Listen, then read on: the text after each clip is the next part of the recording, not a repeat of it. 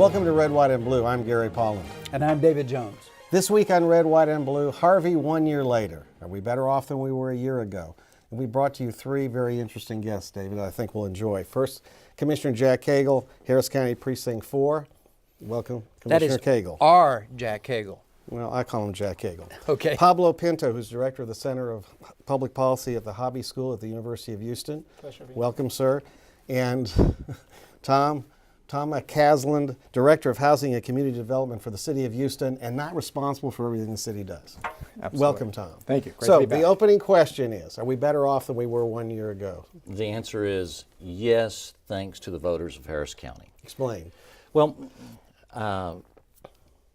if I could go back to the Great Storm of Galveston, 1900, killed 6,000 Galvestonians, Texans that were there.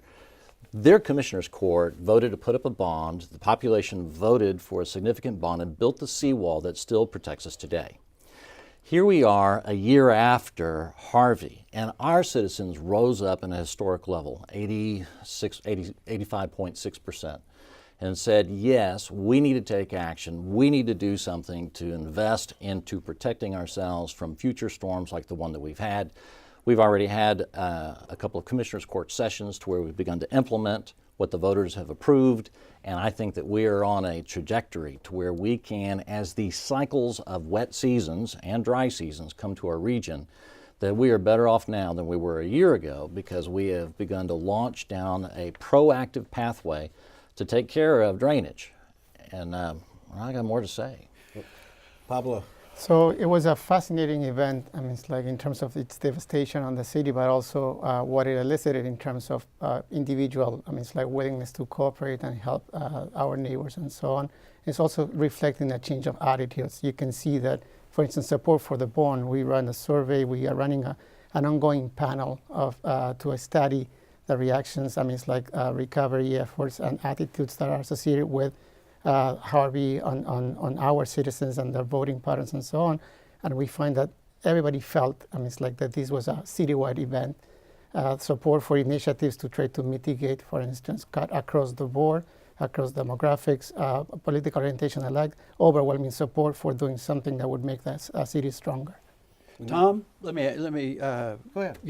Tom, this is for you because I got it straight from a journalist who writes about architecture and environment, all that, and I picked it out of a 15-page story, and it says that the 3 straight years of biblical floods culminating in Harvey inundated 154,000 homes in Harris County, the size of Delaware.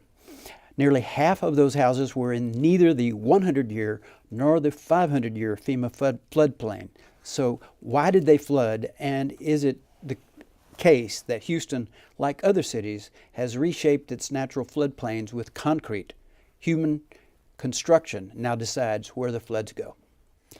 Well, you're asking me about something that's outside of my expertise, which is flooding. I'm here on the housing side, but the truth of the matter is... Well, I just mentioned 154,000 homes were destroyed. Many of them outside the floodplains, and I think this has been a conversation that we've talked about.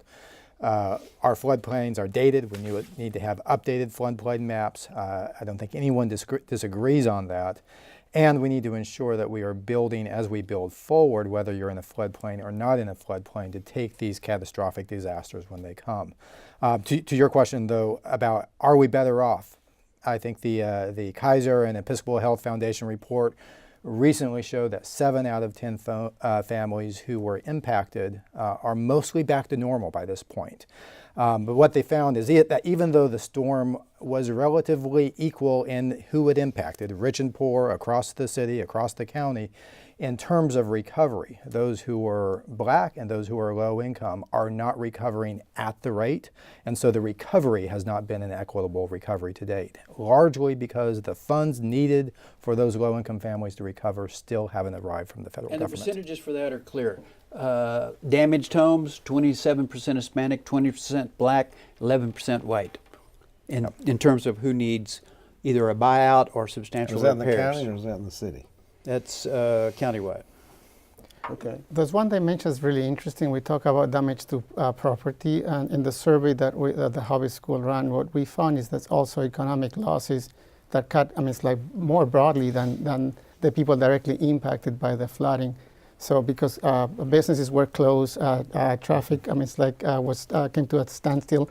People who were living on a day-to-day, paycheck, right, couldn't get, it's like back to work, and those losses are not fully accounted in what we look, and we found that in the survey, and that one hit, as we talked about All right, briefly. so taking a step back. Let me go back to your question. Okay. Are we better off now than we were a year ago? It's a rhetorical question, because a year ago, I was still living at a road camp on a cot, using a plywood desk, riding in dump trucks that we were using to still help get some folks out of high water zones. So of course we're better off today than we were a year ago. In terms of directionality, after what you cited, 5 100-year flood events, 3 500-year flood events, and 1 2,000-year event in multiple areas in the county, yes, it's time for us to look at how do we do our mapping. The creek systems that had disappeared. Spring Branch was based on a spring branch that had been Paved over. Yeah. And there's an amazing thing that when you get a whole lot of water, all of a sudden those creeks and springs find their ways back to where they were. You can't fool Mother Nature for forever. And she will come back, and we will be dealing with those things. So I think that that's where part of the bond goes to the generalized approach of getting the new updated maps to make sure that we understand what's going on with our morphology, looking at technologies in other places that could be beneficial. We're not the only place that's low and near a coast. Holland is that way. And in fact, as we discuss a third reservoir, which has been discussed since 1912 with Comey, 1939 with Rafferty, 1940s with the Corps of Engineers, and now we are discussing it, and the many members of our legislature are wanting to bring that into our mix.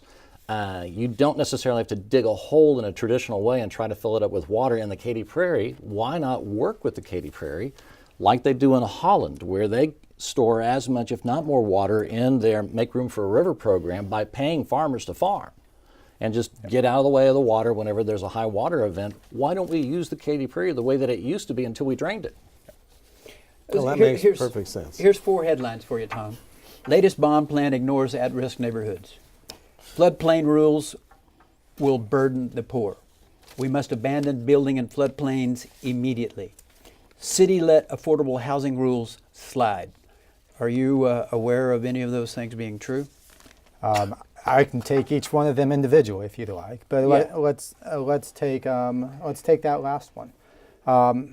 I've come into a department that traditionally had overseen about $45 million a year from the federal government. Since Harvey, we are preparing to oversee $1.15 billion that will be arriving later this year. That's 25 times what we'd normally see in a given year. And so my job, I'd been there at the city for about a year when Harvey hit. My job is to take a department that struggled to spend the money effectively, that struggled to have programs that were accountable in the ways they should be accountable, and turn them around.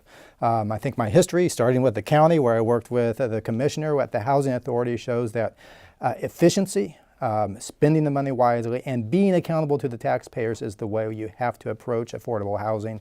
But we have a crisis here on the affordable housing side, and we've got to take advantage of the money coming in to put both the county and the city on the trajectory of having an affordable home for every resident in the city. Our businesses depend upon it, and if we fail to do that, we're not going to be as economically competitive as we could be. And there's 2 ways to help the lower income housing. One of which is to provide new and better housing. Not in the floodplain. Not in the floodplain.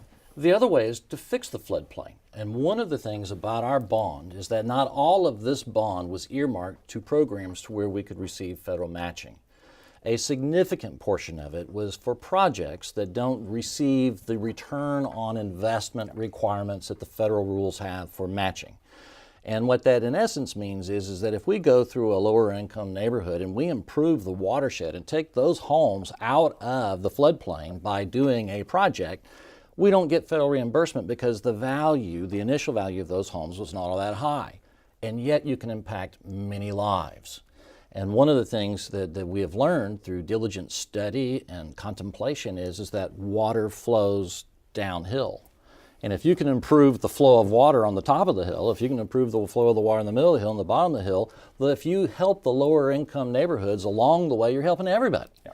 And we can actually now improve the lives of people that live there so they're no longer getting water in their homes and you don't have to find them a new home. Yeah, because I was going to say, Tom, you probably agree that it's important that we make sure that we have a plan and implement that has a place for all this flood water to go, or it doesn't matter how many homes we rebuild. Right. And for people who are built on the floodplain, they need to be bought out. I mean, that's it. Absolutely. You can't be rebuilding homes because they're going to flood again. And let me just double down on what the commissioner just said, and what the headlines sometimes miss is that we don't have a silver bullet to solve affordable housing, flooding, floodways, the storm surge. These are distinct projects, and they're going to involve distinct pots of money.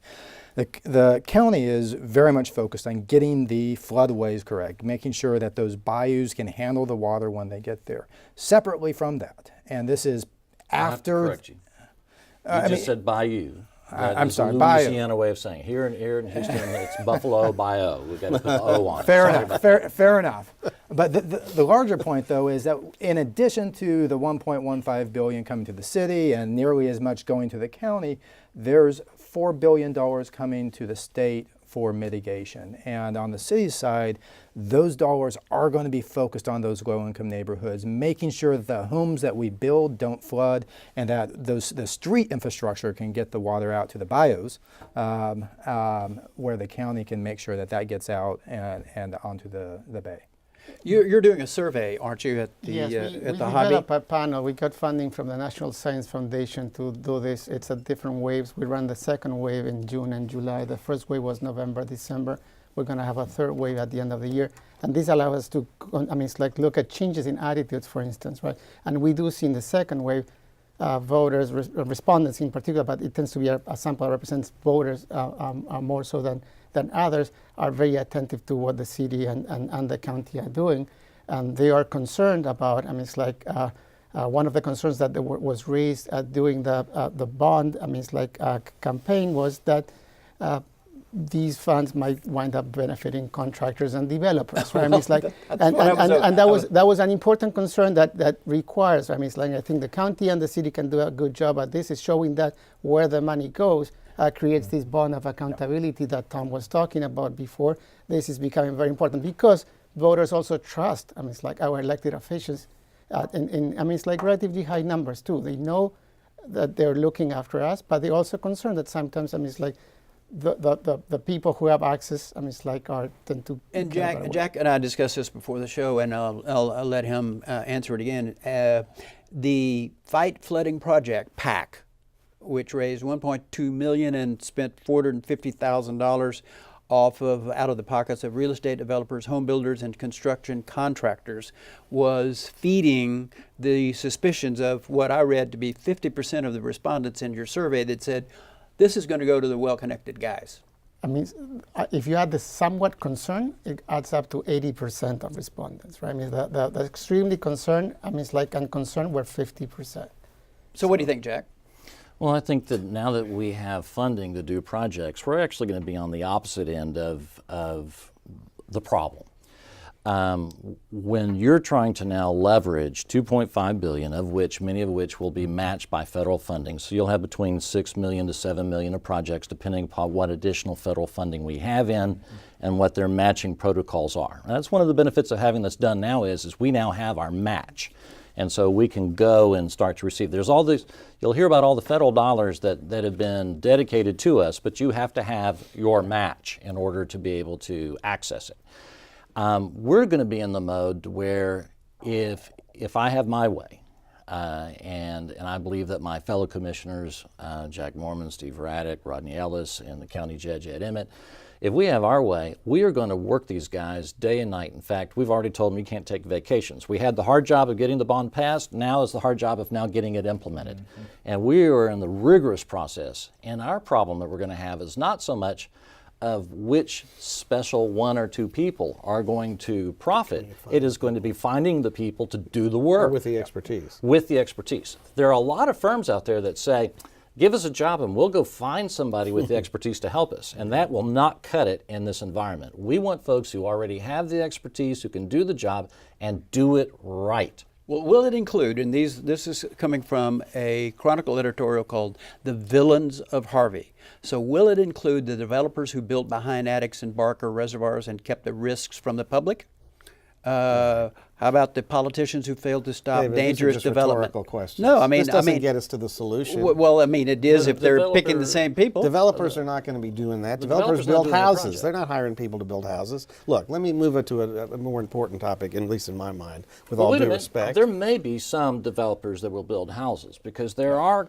Well, when you're doing the affordable buyouts that we're Yeah. talking about, New and houses. affordable housing, we are talking about trying to create affordable neighborhoods that can be at a level to where folks can move in and be located into a new place. And be So there safe. may be some developers that may end up having a development, but their sweet spot usually isn't the low-income well, market. and, Let me- let me- let me ask yeah, you this, sure. Pablo. Do we do any good looking for villains here? Is No, that not at going all. to And solve the flooding problem? That's what I wanted to go with a positive note on this, because when our respondents look at are they willing to contribute to all these initiatives, like it's like mitigation, it's like widening values, right? Building a new reservoir, it's like adding new regulation in terms of where you and how we can build and so on and so forth. The support is there, so people and they are willing to pay more in order to enact these policies, right? So that's the connection. So people are looking at our public officials, are holding them accountable, and they're willing to contribute. It's like, and this is a good lesson, right? It's like.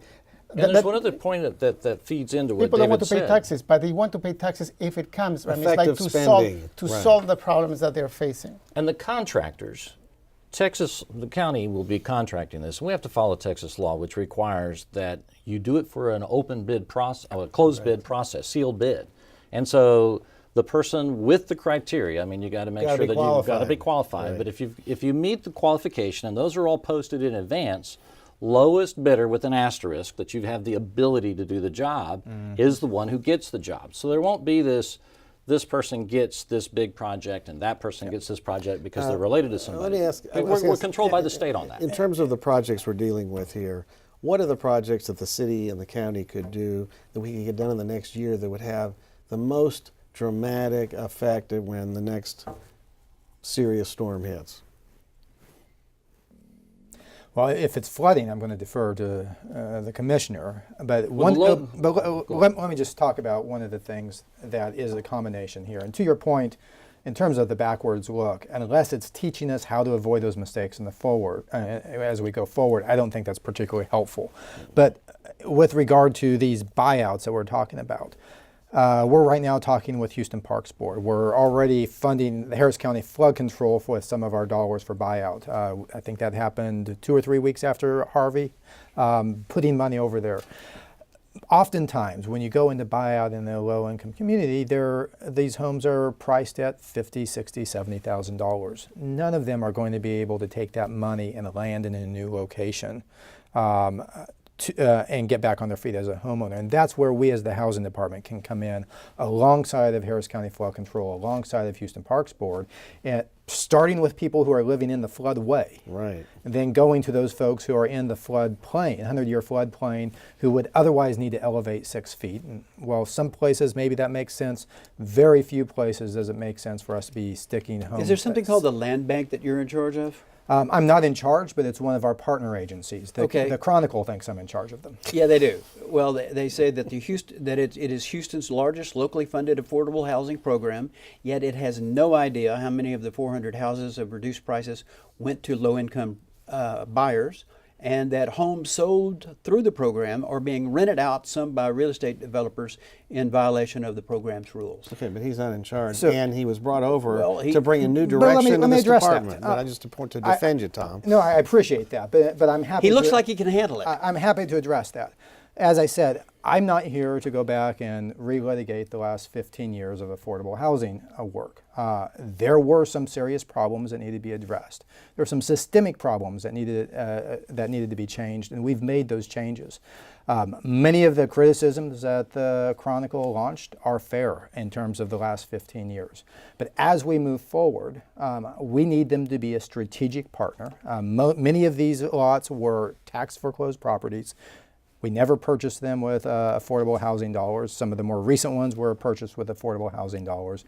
And yesterday, 2 days ago, we broke ground on 8 of these programs and are planning to break ground on 20 of them moving forward. What we've done is put the city in charge, the city department in charge, ensuring that the families who go in there are income qualified and that we have the mechanisms in place moving forward.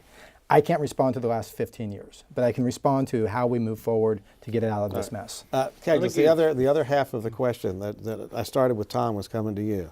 What on your list is going to make the biggest bang for the buck in the first year for residents of Harris County who don't want to get flooded again? I got 3 things. Great.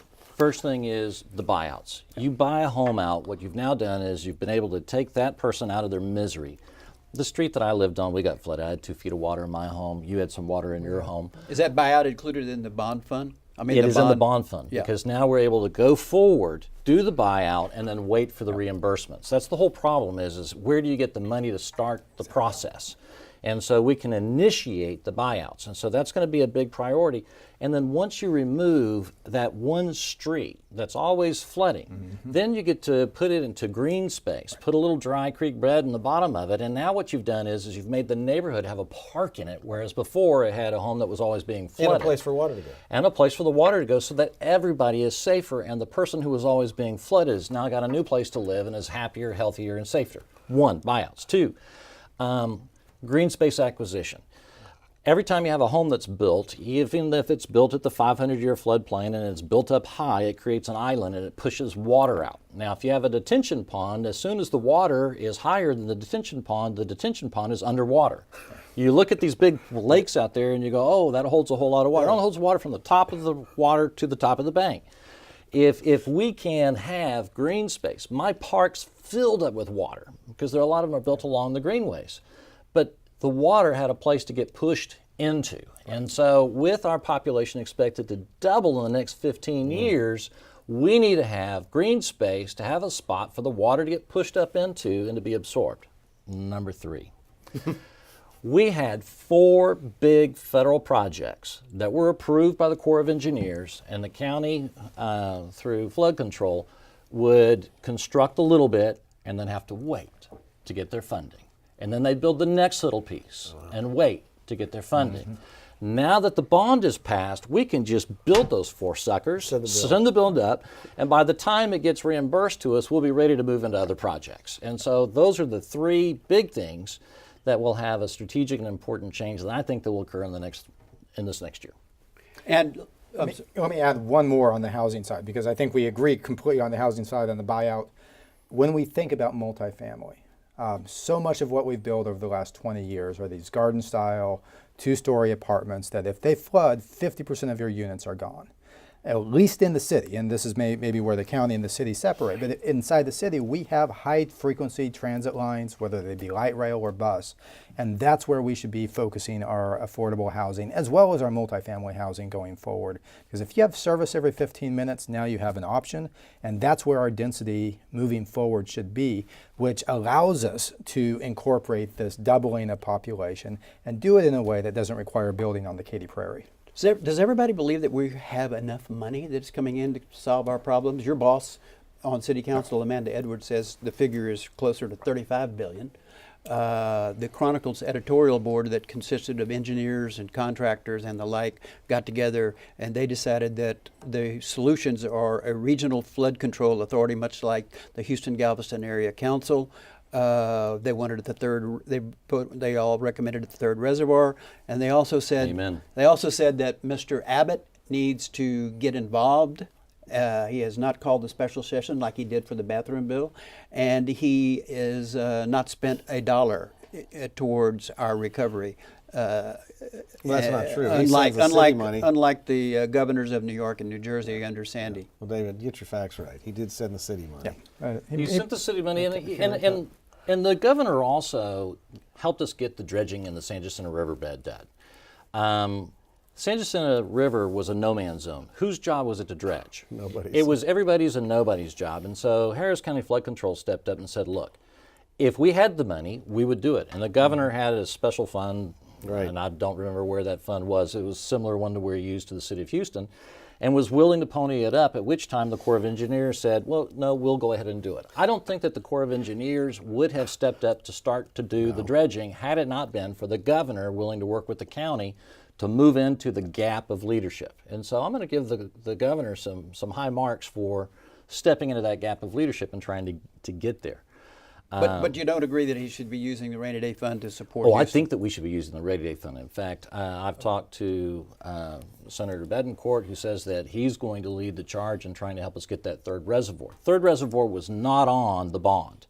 And that's going to be an element to which, if the state can help fund the building of the third reservoir, have the county build it, because we can build things well and quickly and efficiently. Yeah, look at the total of it. And then we could turn it over to the Corps of Engineers then It's to a run. gift. Then we can save ourselves decades, because a typical Corps of Engineering project takes 20 to 30 years to do, We and need you it can't done earmark, by and there's next all week. kinds So of Gary, I don't problems. know about you, but whenever Paul Betancourt name is mentioned, that means it's time to close the program.